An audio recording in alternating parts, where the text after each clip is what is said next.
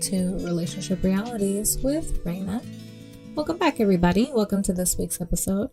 Last week, I sat down with a good friend of mine, Tulane, and we discussed her recent divorce. And we talked about how you can try and have all of the right ingredients, but if it's the wrong recipe, there's really nothing you can do. Her and her ex-husband tried and set the right foundation for their marriage, but unfortunately, it did not work out that way. So this week, we are pretty much picking up where we left off, and we're discussing how important it is to build your tribe, how important it is to build a support system to really help cultivate your relationship. Hope you enjoy, guys. But if they don't see the potential in themselves, then Nothing it's you never can going to do. work. Yeah. It's so true. Mhm. And I gotta say, my ex-husband had a great potential, and he's living out some of those great potentials now. And I mean, from a authentic standpoint, I'm proud of who he is, and I'm proud of the things that he's doing and has done, and the things that we created together, the things that we built. He was a mastermind behind a lot of the stuff that we did, and a lot of our success. I think he was definitely a partner when it came to Business and startups. But when it came to the nitty gritty, the daily, the Right. mundane, The getting work, through the hard stuff. Right. that was an area he would just lose focus Right. and just kind of like, oh, I don't know what to do here. Let's just try something new and different because that's not working. Right. Instead of, let's problem solve what we have. Mm-hmm. Before moving on. I think that was really the nooks and cranny of it. It's like we were partners in our business, but we neglected to be partners in our marriage. Mm-hmm. I very much believe in date night. Mm-hmm. I think it's huge. When you're entrepreneurs, you can always sacrifice. Oh, it doesn't matter. We'll do it next time. We'll do it next time. We'll do it next time. I'm just too tired. Oh, the baby kept me up all night. Mm-hmm. Oh, I can't be bothered. Oh, I don't want, what we did for a living was go out and dance. So the last thing I wanted to do was go out and dance for a date. Mm-hmm. We lacked creativity when it came to date night and spending time and making sure we set aside special time for just he and I, taking trips together. We did it for business, for work. It was never just he and I. Right.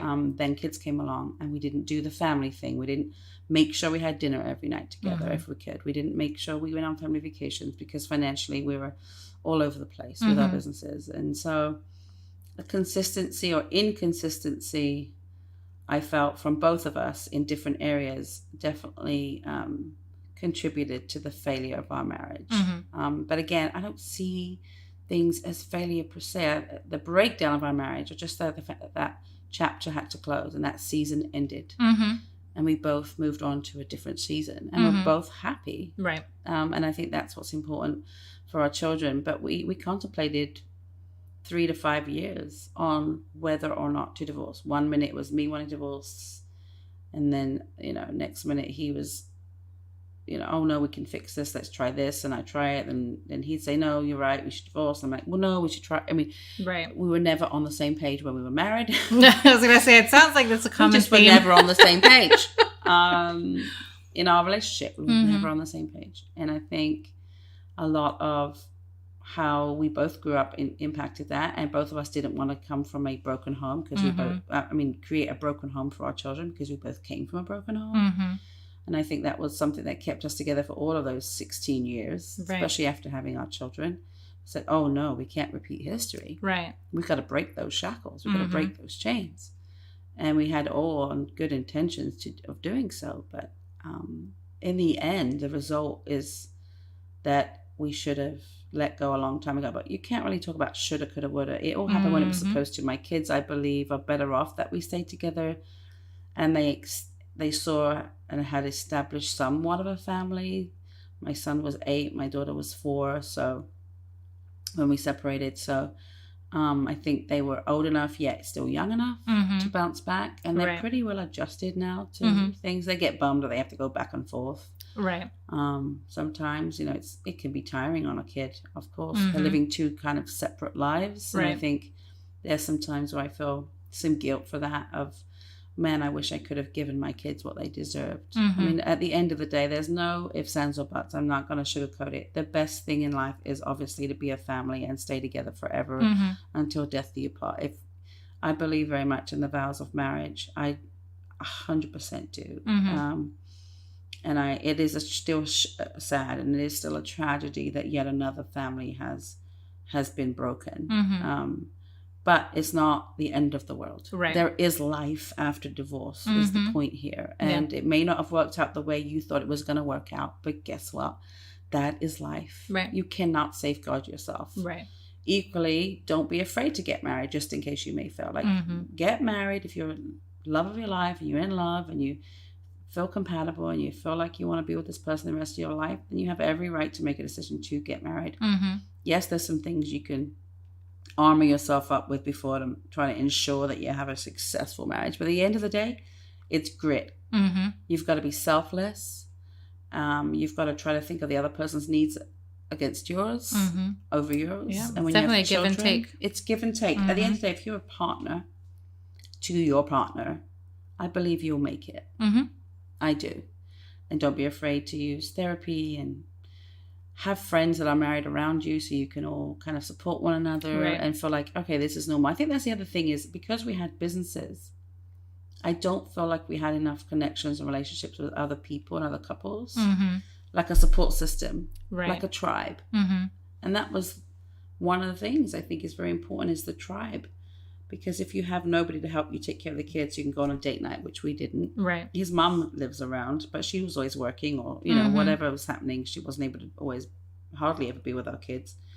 We didn't have other friends that we kind of socialized with their kids. You know, it was just kind of, we worked. And then when I had kids, I stayed home and he continued to work. And then I worked when I could, but worked more behind the scenes. Right. You know. So you weren't cultivating relationships with other couples. We weren't building our tribe. We were not. And I think looking back, had we built a tribe, it may have been a very different outcome. It's possible. But again, I take that failure as a lesson and I take that new knowledge that I learned into my new relationship. Right. And we do cultivate relationships with other couples, with kids. We do have a tribe. We do have people that we socialize with. So it's not just he and I always on top of each other. Some of our dates, we go out with other people too. Is it's fun. It's stimulating. It's to so talk stimulating. to other people and to get their viewpoints and just to talk about other things. Agreed. Absolutely. And also one of the things I think is neither of me or him had a life outside of work. So we didn't have anything to talk about because we worked together. Right. I didn't even go out with my girlfriends much.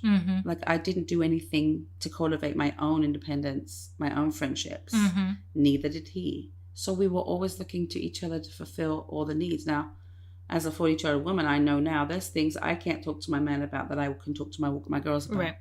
And neither should I. I don't have to tell him everything just because he's my husband or my boyfriend. I don't have to confide in him about everything. Like there are parts of myself that are solely for me. Right. That I talk to my sister, my mom, or my best friend. And I think my ex and I were isolated in this world of business and raising children and just trying to navigate it all. And then financial burdens came along, 2008 hit. And it was just a recipe for disaster. It's a wonder we made it as long as we did. And my mom always tells me it's because you're so stubborn and bullheaded that you made it for 16 years with that man. But it wasn't, like I said, it wasn't all one-sided. It was both of us. It takes two to tango. Right. It takes two to break down a marriage. And I think we're both better people for it now. I would hope that he has learned a lot from our marriage that can help flourish his current marriage. And I know I have. So I don't have any bitterness, but that took a while to get there too. Of course. Let me tell you. Of course. Because I think at any time that you're, I don't want to say afraid of failure, but anytime that you don't like that word or anytime, you see it as a failure because your marriage as you knew it did not succeed. So at the time you considered it a failure. And I'm obviously not speaking for you. I can speak for myself. Just, it was the same. I hung on to my previous relationship out of spite and out of, because his family didn't like me. Because, I was a single mom. You got to prove everybody wrong. Exactly. And that's exactly, I held on. And looking back, that's the biggest reason is because I was going to prove them wrong and we were going to make it. And we never should have got past the first year, and it was, I think throughout the time that we were together, I had already started letting go. Well, I had let go emotionally. Oh, yeah. So I didn't have as much of the spite, but I did while we were still together. So I kind of worked through that while we were still together. Right. So by the time I said I'm done, I was done. Oh, yeah. When a woman's done, she's done. I was done. But I can absolutely understand having that, because there's still other relationships before that I had that I still do carry some of that spite, just because, you know, it's, you gave yourself, you gave so much of yourself to that other person, to that relationship. And, you know, to a certain extent, you're like, how dare you? How dare you take time from me that I could have given to somebody else? So I can definitely understand and relate. Yeah, I remember feeling in the midst of our initial separations that you took my 20s and my 30s from me, and that's how I viewed it. And I think life is 80% how you view it, right? And that was a story I was telling myself. And now I'm in a place of, you know, I learned and I grew, and I'm even able to look at some of our experiences and smile at them and remember them for the good parts. Because you did do some amazing things together. Did. You guys traveled the world, and the experiences that maybe you wouldn't have had if you weren't together. If you were with a different dance partner or well, it's also whatever. about like not having that victim mentality. Like, life has happened to me. Right. And I think when you initially go through a breakup, it's devastating. It's like a death. Of course. Except you don't have a casket to lower it into the ground and have There's that no closure. Mm-hmm. It's a loss. It's a failure. And I think you do go through the grieving process, and then you go through sadness at first, even if you're the one that wants the divorce. Of course. Then you go for the anger of like, how dare he, and I can't believe I allowed this for this long. And because that's the easiest emotion. I think for women like us, it's the easiest emotion to go straight to the anger, because you're masking the hurt. Yes. And you don't want to hurt, you know, so you want to hurt other people, and you also want to be angry at the situation. Yeah, absolutely. But I felt like I had some founding to be mad, because I had literally given everything of myself, the best 20s and what I thought that were the best years of my life. Now I realize they were not the best years of my life. My best is yet to come. Right. And that's the message I give. One of my businesses is personal development and women's empowerment. And that is the message I give, especially to 40s and up. Is that your best is still yet to come. Right. Like, our 40s now is like being 25. Yeah. Absolutely. Our generation is way healthier, way fitter, way more capable, active than before. So instead of looking at it in that standpoint, and I just told myself, how long am I going to stand up and be a victim, even though there were some wrongs that were done, even though I believe he may have handled some things in a way that he should have handled them way better, and that was hurtful to me. At the end of the day, it is what it is, and I have a choice. 80% is how you respond to things in life. It's not what happens to you, right? It's not what happens that really matters. It's how you respond to what happens.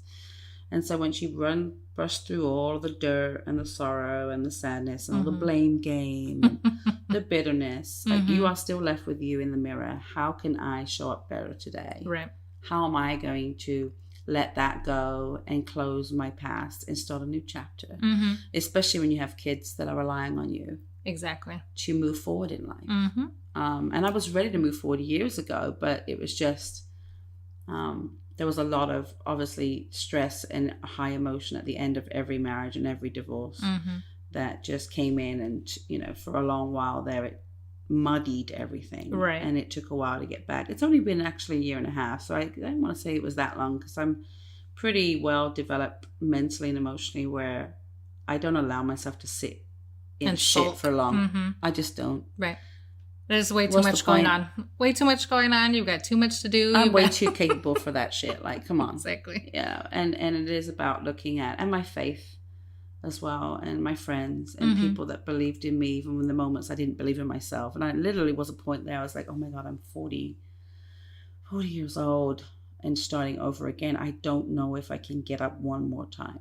Like, even though I wanted this divorce and even though I wanted this separation, it sucks and it hurts, because I'm looking at my kids and they're asking me why, and why can't mommy and daddy be together? And the financial aspect of things that, you know, I walked away from everything financially stable that I'd ever known in order to have peace. Right. in order to be with my children. And so there was a time of great self-doubt, but it didn't last long. It was like a month.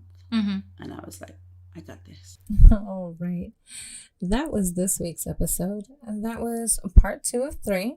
If you haven't listened to part 1, you need to go to our website, rrwithrr.com, and be sure to listen to the first part. Next week, we're going to have the third and final part to this series. Hopefully you are enjoying it, and please be sure to leave your comments. I love reading your feedback. And as always, catch you next week.